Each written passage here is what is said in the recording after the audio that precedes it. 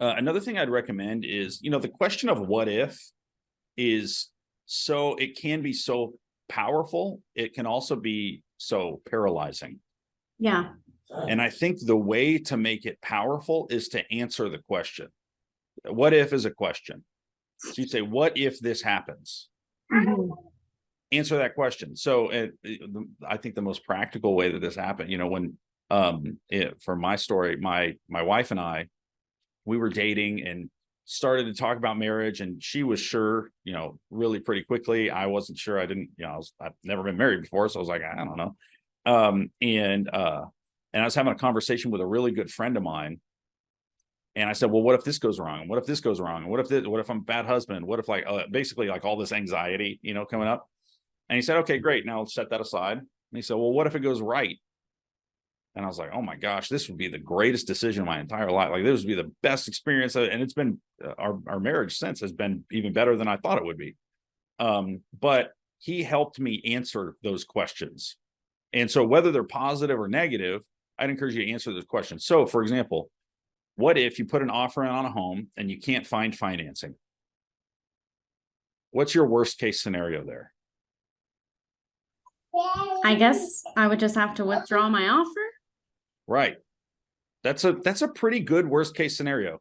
Right.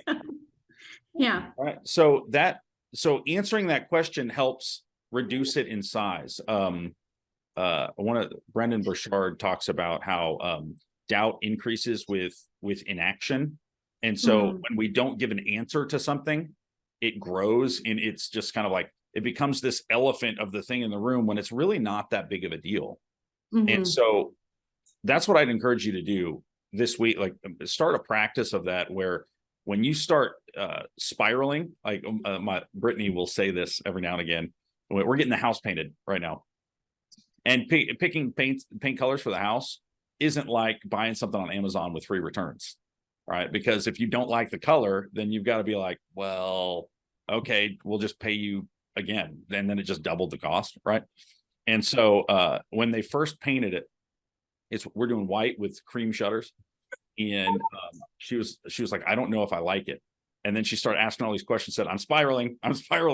Right? So when you find yourself spiraling, on a what if question, just answer it. And if you need to talk to a friend, or if Kara, all the ladies in the group, you need to talk to anybody else and just process with them, send out a message, or heck, I'm willing to hop on the phone or something like that to talk to, because usually the worst case scenario is not that bad. All right, let's say you're offering on an MLS property, and you've put a $50 option fee with $1,000 earnest money. And your worst case scenario is backing out during the option period and you lose $50. But I would bet you that in that option period, you learned more than you did the last 2 months. So that $50 was worth it. Right. And it's $50 for nobody else to even be able to touch the property. Right. So that's what I encourage you to do with those what ifs. Ask the question, what's the worst case scenario? What if that happens? And if you don't actually know the details, ask it over in Slack, and we'll get you an answer so that we can right size that risk. Because most of the time, you're going to assume the risk is more significant than it actually is, because that's how your brain is designed. Your brain is wired not to make you happy. It's wired to help you survive. That's why when you see a big black bear, you're not like, oh, let's go play with it. You're like, I'm going to go inside behind a strong wall, because I don't want to get mauled by this bear. Right. That's how your brains work. And so you've got to recognize that and then help control it and take reasonable, healthy risks, instead of just, jumping in with no clue of what you're doing. Hey, thanks for watching. If this was helpful to you and you want to keep learning the most productive insider secrets about real estate investing, subscribe here.